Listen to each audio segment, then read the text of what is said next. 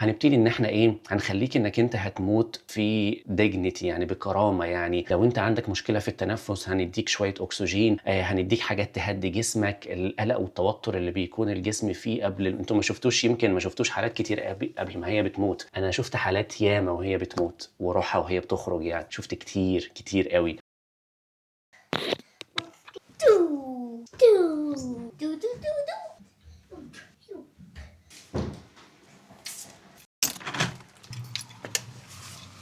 الدنيا بتشتي، لازم ما تدوسش على المَيّة. طيب أنا افتكرت إن أنا ما شحنتش كارت الغاز، فقُلت بالمرّة آجي أشحنه علشان ما يقطعش علينا زي ما كان قطع من كام يوم، وبعد كده نقعد بقى نحتاس ونقعد نلِف حوالين نفسنا، طالما عندنا وقت نيجي نعمله. ده بيبقى سوبر ماركت كده وبيبقى فيه بنزينة برضه معاه في نفس الوقت. Can I top up with 40? 40? Yeah. Thank you.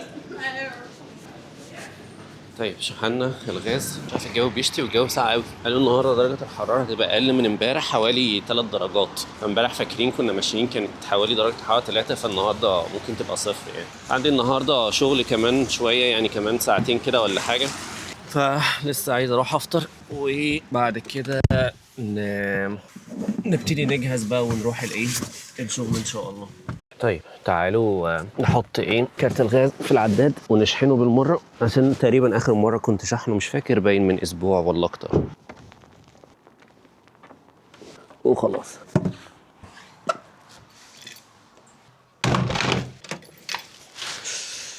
الجو ساقع تلج تلج.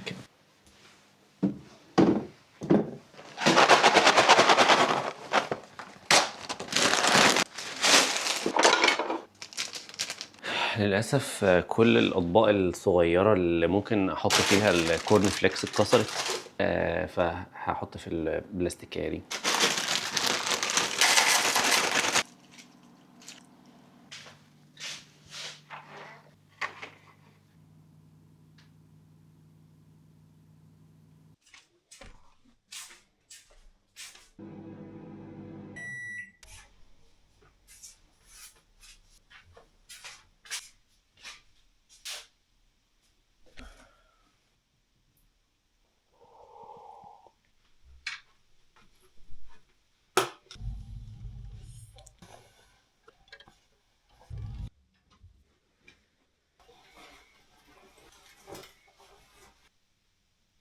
يلا بينا.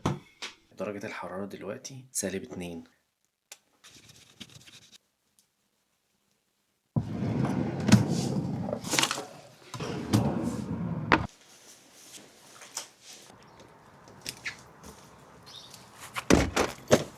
أنا حرفيا ماشي بتكتك. يلا الحمد لله.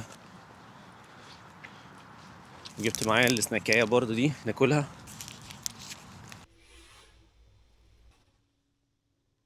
وصلنا البيت الحمد لله. كان يوم متعب، فيدوب بقى الواحد دلوقتي ياكل كده حاجة بسرعة عشان نلحق ننام ونصحى الصبح نباشر أعمالنا تاني.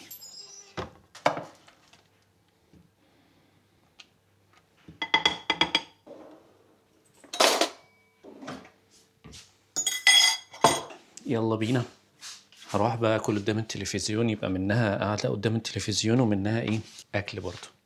هبقى عايز احكي لكم على اللي حصل في التيتشنج النهارده. كان في جزء كده من التيتشنج كان عن حاجه اسمها الاند اوف لايف كير، يعني الناس في اخر حياتها اللي بتيجي المستشفى ايه الحاجات اللي احنا المفروض نقدمها لهم، وايه الحاجات اللي مش لازم ان هي تتقدم لهم لان مش هتفرق معاهم في اي حاجه طبقا يعني للقواعد والقوانين اللي موجوده يعني هنا، وازاي مثلا عوامل الثقافيه والعوامل الدينيه والحاجات دي بتاثر يعني. فالموضوع كان لذيذ وكان في نقاش كده ما بين ان هو اختلاف بقى الثقافات، يعني كان في ناس مثلا ايرلنديين وفي ناس انجليز وفي ناس من نيجيريا وفي ناس من مصر وفي ناس من الاردن، فقد ايه اختلاف الثقافات واختلاف القواعد والحاجات دي ما بين كل البلاد، فكان الموضوع لذيذ يعني.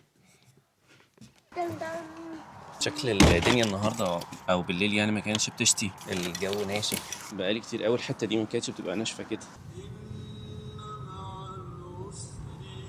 طيب صباح الخير. النهارده انا باذن الله يعني هكون قاعد في البيت، لسه مش متاكد قوي يعني، بس لحد دلوقتي انا النهارده ان شاء الله قاعد في البيت يعني مفيش شغل. هنبدا يومنا، وصلنا فيدو، هنروح نخلص حاجات الماركت بسرعه ونحط بنزين. وبعد كده عايز اكلمكم بقى في الحوار اللي حصل، النقاش بتاع الحضارات اللي حصل بقى في اخر ايام المريض قبل ما بيموت يعني. فالموضوع يعني مختلف يعني تماما ما بين هنا وهناك وما بين كل حته يعني. فخلينا نشوف كده الناس قعدت تقول بيعملوا ايه هنا، والانجليز بيعملوا ايه، والايرلنديين بيعملوا ايه، وفي نيجيريا بيعملوا ايه، وفي مصر والوطن العربي وفي الصين. هنشوف. يلا خلينا ننزل ناخد الكيس بتاعنا ونتاكد ان معانا الكوين في جيبنا. هذه الكوين لا غنى عنها في جيبي دايما.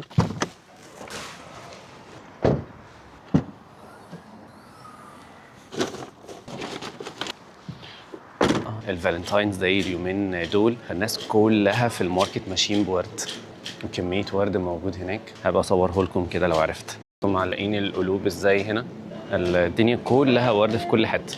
بصوا هريبو اللي هنا كله موجود بيبقى مش حلال، بيبقى معمول يعني هو كاتبين جيلاتين بس، ولما بيكتبوا جيلاتين بس معناها ان هو ممكن يبقى بورك جيلاتين مش بيف جيلاتين. في عكس بقى مثلا في تيسكو ده عامل مارشميلو مثلا، بس وهو عامل عليه بيكتب ان هو فين يا ربي، مكتوب عليه بيف جيلاتين.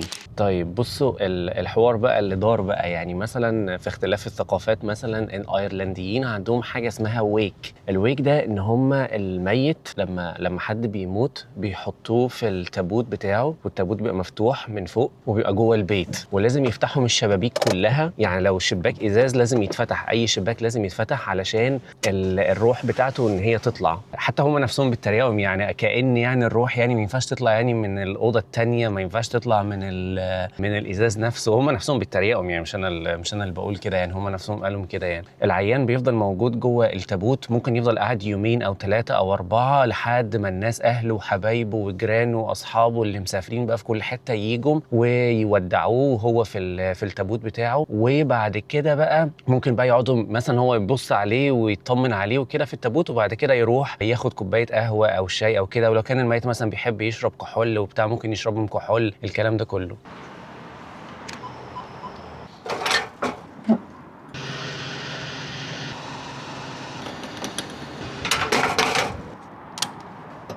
في حين بقى ان الانجليز ما عندهمش حاجه زي كده يعني، ما عندهمش فكره الويك. بس الايرلنديين بقى بعد ما بيخلصوا من الموضوع ده يعني خلاص بقى كل اصحابه والناس كلها اطمنت عليه، واللي شرب معاه القهوه واللي شرب معاه الشاي واللي شرب معاه الكحول والحاجات دي كلها، بعد كده يروحوا بقى ايه يدفنوه ومراسم الجنازه وكده. كان كنت عامل فلوج قبل كده ان انا فجاه لقيت نفسي وسط جنازه يعني، ممكن تبقوا برضو تشوفوه. بيروح بقى الكنيسه بيصلوا عليه بقى ومش عارف ايه، وبعد كده بينقلوه في تابوت. بتبقى عربيه بقى ايه، شكل عربيه بقى مخصصه لنقل التوابيت يعني، وشكلها يعني نظيف خالص يعني، لحد ما يروحوا من المقابر ويروحوا يدفنوه فيها. طبعا الحاجات دي كلها تجهيزات بقى بتاخد اوقات وقت يعني وايام بقى، علشان يعملوا مثلا اللي هو زي الشاهد بتاع القبر بقى والحاجات دي والتوابيت والكلام ده كله يعني. وبقى بعد كده لازم يدفنوه قبل ما الشمس تغرب. مش مهم عدد الايام اللي هو يفضل قاعد فيها جوه البيت، بس هو المهم ان هم يدفنوه قبل ما الشمس ان هي تغرب. فزي ما بقول لكم بقى الانجليز بقى ما عندهمش الحته دي. الصينيين بقى مثلا لما بيجوا يدفنوا في بقى، لان الصين كبيره جدا ففيها معتقدات كتير قوي مختلفه، بس فيهم مثلا الناس اللي ممكن يحرقوا من الجثه وبعد كده ياخدوا من التراب بتاعها ويعينوه مثلا في برطمان. وفي برضه منهم مثلا في جزء اللي هم المسلمين مثلا، فبيبقى نظام ان هم بيغسلهم. وفي جزء برضه ممكن يبقى مسيحي برضه موجود. نيجي بقى للناحية القانونية بقى في الموضوع. خلينا مثلا نقارن ما بين بريطانيا وما بين مصر في قبل الموت بقى نفسه. أنا بتكلم من الناحية القانونية والشغل في المستشفى نفسه. خليني بس أجيب الموبايل بتاعي لحظة. خلينا نقول المريض في بريطانيا من حقه ان هو يقرر الطريقه اللي هو عايز يموت بيها. يعني مش قصدي يعني مش ان هو يموت يعني في حادثه ولا يموت في مقلوب في قطر ولا بتاع، لا ما اقصدش كده. يموت بالطريقه بمعنى ايه؟ ان هو مثلا من حقه ان هو يقرر ان هو لما يموت هو مش عايز ان هو يتعمل له انعاش قلبي رئوي. انا مش عارف لو حد فيكم شاف قبل كده انعاش قلبي رئوي. ده بيبقى ان احنا مثلا قلب المريض مثلا بيتوقف، فاحنا نقعد نضغط على صدره علشان نحاول ان احنا بنخلي القلب يضخ دم. طبعا النتيجه بتاعته بيبقى في ناس ممكن بترجع وفي ناس ما بترجعش، وفي ناس اللي بترجع نص نص بس بيبقى بقى مخها اتاثر لان مفيش دم كفايه وصل لهم وكده. وفي كمان ان انت ممكن ساعات برضو بنحتاج ان احنا نحط انبوبه حنجريه. يعني في انبوبه كده للتنفس الصناعي بنحطها للعيان علشان طبعا الرئه بتاعته مش شغاله، فاحنا بنحطه على زي جهاز تنفس صناعي او بنشتغل بحاجه اسمها امبوباج او كده، وبنقعد احنا نكون مكان الرئه نفسها ونقعد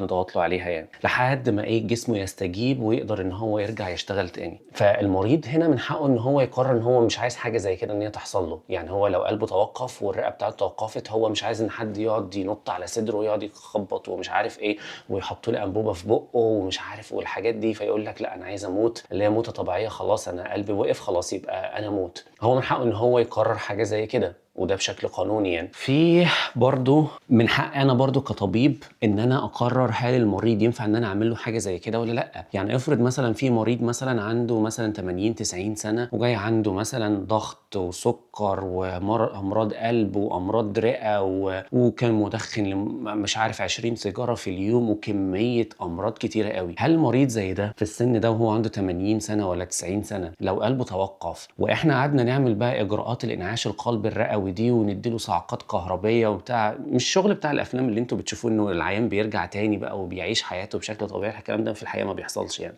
بس انا من حقي كطبيب ان انا اقرر هل المريض هيستفيد من حاجه زي كده. طب هل لو المريض قلبه رجع ان هو يشتغل تاني هل مخه اصلا بعد ما كميه الوقت اللي ما وصلش دم فيه للمخ بشكل كفايه فممكن يبقى حصل برضه موت جزء للمخ. يعني هل المريض هيفضل مثلا عايش بقيه حياته او بقيه الكام سنه او كام شهر اللي هيفضل عايشهم بعد كده هيفضل عايش على جهاز في غيبوبه وعلى جهاز تنفس صناعي؟ هل ده احسن له؟ فانا كدكتور هنا في بريطانيا من حقي ان انا اقرر هل المريض هيستفيد من حاجه زي كده ولا لا. ودي حاجه بتبقى بنسميها هنا اسمها DNACPR. ال CPR ده اللي هو اسمه ال Cardiopulmonary Resuscitation، يعني الانعاش القلبي الرئوي. ال DNA يعني do not resuscitate، يعني don't resuscitate او don't attempt to resuscitate. فاختصارا ليها يعني بنقول عليها الريد فورم او الشهاده الحمراء. يعني او يعني مثلا يجي مثلا المريض يقول هل هو مثلا المريض ده معمول له الشهاده الحمراء ولا لا، معمول له الريد فورم ساين مثلا ولا لا، او معمول له الدي ان اي سي بي ار بتاعه ولا لا. فده بيبقى زي الشهاده كده ان هو احنا مثلا كل مريض بيجي بالحاجات والحاجات اللي هو ما احنا عنده مثلا امراض كتير وكده، لا ومتوقعين ان هو مش هيعدي من اللي هو هيحصل له من وجهه نظرنا كرأي طبي. ونبتدي نسالهم نقول لهم مثلا هو انت مثلا عارف ان انت عندك امراض كذا وكذا وكذا وكذا وانت ماشي على ادويه 1 2 3 و3 و4 و10 وانت جاي النهارده مثلا محتاج كميه اكسجين مثلا محتاج 15 لتر اكسجين، يعني في امكانيه انك انت اصلا مش هينفع ان احنا نفصل اصلا عنك الاكسجين ده وهتفضل قاعد كميه كبيره قوي في المستشفى،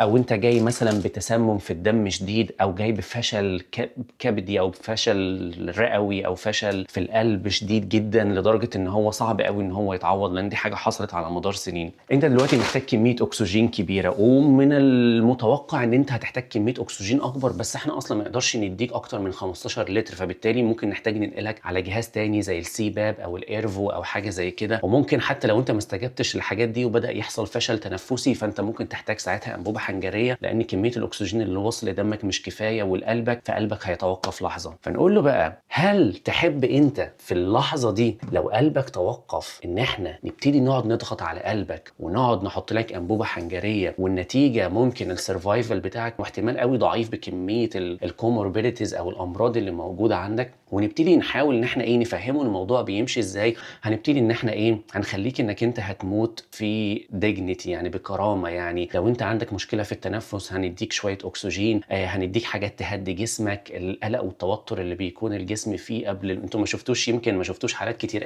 قبل ما هي بتموت. انا شفت حالات ياما وهي بتموت وروحها وهي بتخرج، يعني شفت كتير كتير قوي. فبشوف الناس دي قبل ما هي بتموت جسمهم بيبتدي ازاي في حاجه للاكسجين، وكميه الاكسجين هو بيبتدي ان هو يقل، والمونيتور قدامك والضربات القلب بتبتدي ان هي تقل، بيبقى بيحصل حاجه اسمها زي براديكارديا.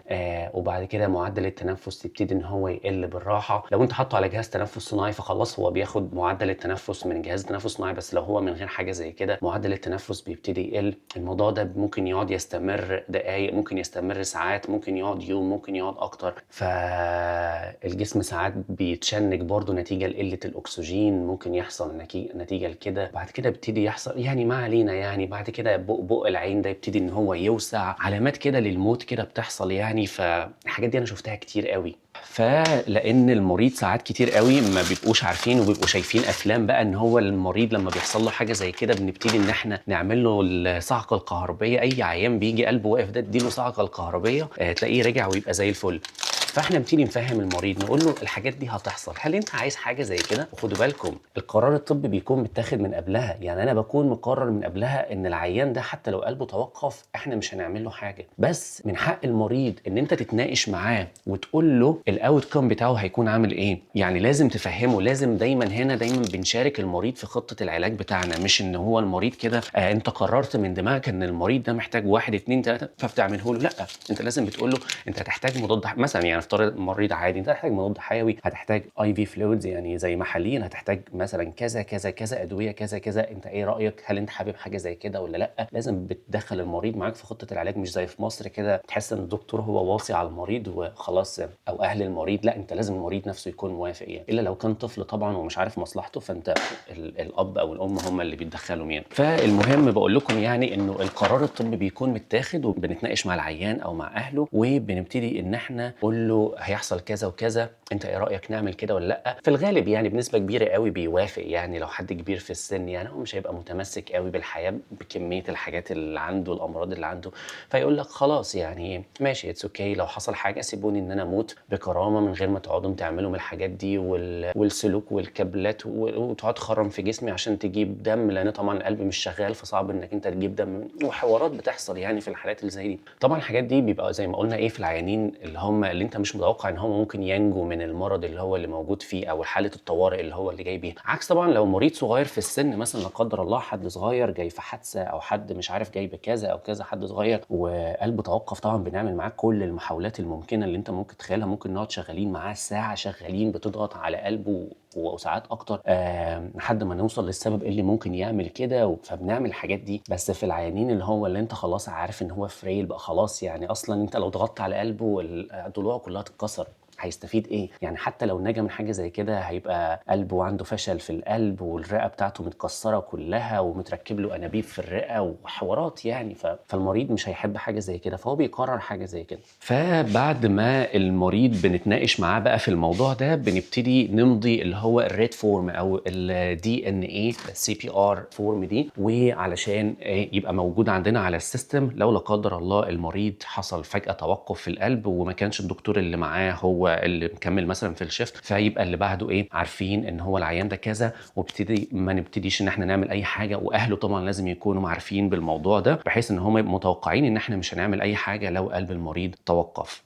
خلينا بقى نقول الكلام ده على عكس بقى مصر الحبيبة أو الوطن العربي الجميل. العيان لما بيجي لك لو قلبه توقف حتى لو عنده 100 سنة، فأنت بتبتدي تعمل معاه كل المحاولات إنك أنت بترجعه. خلينا أقول لكم يعني إن إحنا بنبقى عارفين إن هو العيان مش هيرجع، ولكن أنت بتعمل كده لأن قانونا مفيش حاجة قانونية تحميك لو أنت توقفت عن حاجة زي كده. أو حتى أهل المريض بيبقوا من نتيجة لانه بيبقى فيه جهل والناس بتبقى متخيله زي الافلام، يعني العيان بيتعمل له صعقه الكهربائيه بتاعه القلب دي والعيان بيرجع، فالناس متوقعه ان اي حد قلبه هيتوقف هيرجع. الناس ما بتبقاش فاهمه، بنقعد بقى شغالين ونقعد نعمل الحاجات دي تخيل بقى كميه استهلاك الموارد المستشفى اللي بتحصل، وانت بتبقى عارف انه العيان مش هيرجع الا لو كان طبعا زي ما قلت لكم عيان صغير او جاي مثلا بجلطه في القلب او حاجه زي كده، ممكن ان هي تتلحق ويدخل يعمل قسطره بسرعه، الكلام ده كله، او حادثه ومحتاج وشاب صغير في السن او فالحاجات دي بتتعمل يعني. بس الناس الكبيره في السن اللي عندهم امراض كتيره، ضغط وسكر وقلب وكلى ومش عارف ايه، ده متخيل لما هو اصلا قاعد كمان في البيت. ما هي يمكن اصل ساعات هي بتبقى يمكن هي موتة ربنا يعني هي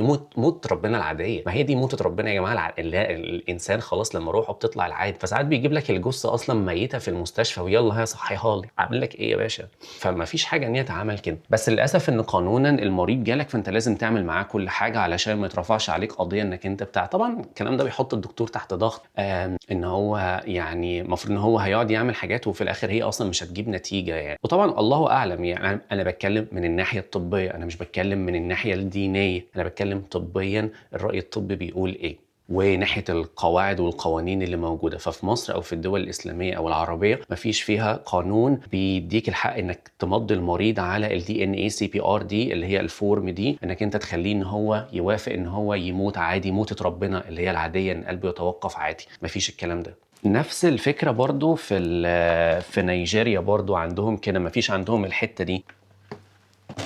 فالمريض ممكن يفضل برضو ايه متوصل زي عندنا في مصر، برضو ممكن يفضل متوصل على جهاز التنفس الصناعي ده بالشهور، وانت عارف ان هي مش ترجع. هو حالتها عماله بتسوء اكتر واكتر، هي مش هترجع اكتر ولا هيتعمل لها اي حاجه، بس هي بتفضل موجوده على جهاز التنفس الصناعي. المشكله بقى في حاجه زي دي بقى من ناحيه الامكانيات والموارد اللي تبقى موجوده مثلا في المكان، ان هو المريض ده واخد جهاز تنفس صناعي. جهاز تنفس صناعي ده مثلا ايام ما كنت بشتغل في مصر كمان مثلا ممكن يوصل 200,000 او حاجه زي كده، فالمريض بيفضل متوصل على جهاز تنفس صناعي. ممكن يجي واحد تاني صغير في السن، ممكن يبقى طفل او ممكن يبقى حد شاب او حاجه زي كده ومحتاج فعلا جهاز التنفس الصناعي ده، بس للاسف ما فيش جهاز تنفس صناعي. فالحل الوحيد ان حد يقعد ايه بنسميها بالعربي بيأنبج، شغال بالانبوباج، عمال شغال بايده. انت مش متخيل كميه الضغط اللي بيحصل على العضلات بتاعه ايدك دي، انت ما بتعرفش تكمل دقيقه تقعد تعمل الحركه دي بالبالونه اللي الناس بتقعد تضغط عليها دي. انت عارف ان المريض اللي هو الصغير الشاب في الصغير السن ده اللي هو ممكن يبقى فيه امل ان هو ينجو، للاسف مع كميه نتيجه لان حد واخد جهاز التنفس الصناعي بتاعه هو هيموت. يعني هو للاسف هيموت، وانا ما ينفعش كدكتور او كتمريض او كده انا افضل مخليه شغال عمال بيعمل كده. فللاسف بيبقى واحد من اهله هم اللي شغالين عمال يعملوا كده، واهله حاسين بالذنب ما يقدروش يوقفهم ان هم يوقف البتاع دي. فانت بتحط مصيره بايد واحد في شغال. على فكره ده الواقع اللي كان بيحصل في مصر، ده الواقع اللي كان بيحصل وفي اكبر المستشفيات سواء الجامعيه او الحكوميه، ده الواقع اللي كان بيحصل للاسف. ما بقاش في اماكن عنايه وكده. فبيكون للاسف البديل ان هو ممكن مثلا لو هم مقتدرين ماديا ان هم ياخدوه ويودوه مكان بفلوس، عنايه بفلوس، وطبعا الموضوع مكلف قوي، اليوم فيها بكذا. فلما هيقعد مثلا شهر ولا شهرين وفي الاخر ممكن يموت، دفعوا اللي وراهم واللي قدامهم حرفيا. ممكن في ناس بتبيع ارض علشان تروح تدخل الحد اللي تعبان ده يدخلوه عنايه، وهيفضل على جهاز تنفس صناعي وهو مش هيرجع. بس هم مش متقبلين الفكره. وبرده قانونا انا ما ينفعش ان انا اشيل الانبوبه دي، طالما انا حطيت الانبوبه لو انا شلتها يبقى انا كاني خنقته بالظبط. عارف واحد كده انت خنقته مفيش هوا داخله، انت خنقته، فانت كده موتته بايدك. فمجرد ما دخلت الانبوبه دي ما ينفعش انك انت تطلعها. هنا في بريطانيا ممكن تطلعها، يعني لو خلاص هو ده كان المريض كان نفسه يتمنى حاجه زي كده، او الاهل خلاص هم خدوا من القرار عنه في حاجه زي كده، يمضوا وخلاص وتطلع الانبوبه والجهاز يروح لحد تاني ممكن يستفيد منه. هم ممكن مستوعبين الفكره دي. بس في مصر حتى لو الاهل عايزين حاجه زي كده قانونا انت مش محمي، ما تقدرش تعمل حاجه زي كده. وبرضه بقى قعدنا نتكلم شويه عن حاجات كتير بقى ليها علاقه بالمراسم بقى بتاعه الدفن والمراسم بتاعه الموت المختلفه بقى ما بين في البلاد يعني. بس علشان الفيديو يعني ما يطولش يعني معانا، فيعني كان النقاش كان لذيذ يعني. هو الموضوع علمي بحت يعني، بس يعني دخلنا كده في جانب يعني له علاقه بالثقافات يعني، واختلاف الثقافات واختلاف الاديان يعني وكده. فبس كده اعتقد ان انا هنهي الفلوج عند هنا. ولو انت وصلت لحد هنا ما تنساش تعمل لي لايك وسبسكرايب، ولو بتشوفني على الانستجرام ما تنساش تعمل لي فولو وتسيب لي كومنت تحت تقول لي رايك في الفيديو، تحب نتكلم في ايه، نقول ايه، نعمل ايه، اي حاجه انتوا عايزينها. يلا سلام.